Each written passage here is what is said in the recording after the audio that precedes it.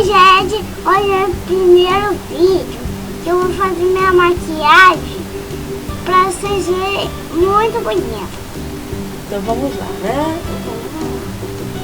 Primeiro uma sombra de cor.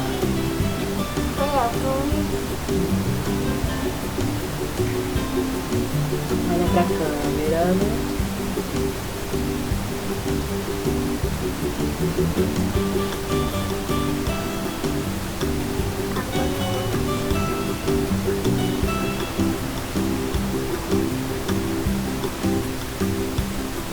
Aí agora você vai passar o que você vai passar? O que é isso? Isso é a sombra. Não, isso é o... Como é que faz pra passar o blush? E o seu difuso?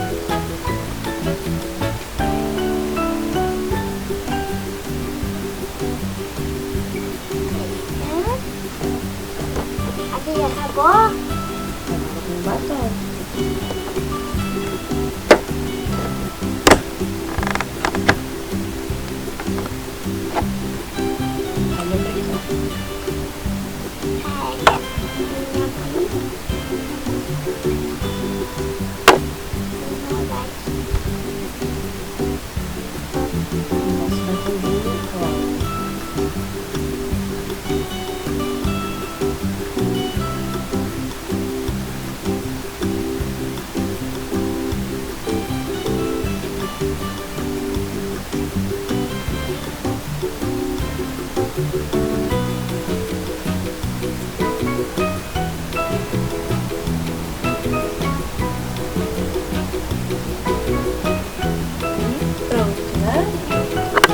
Ajeita os cabelos.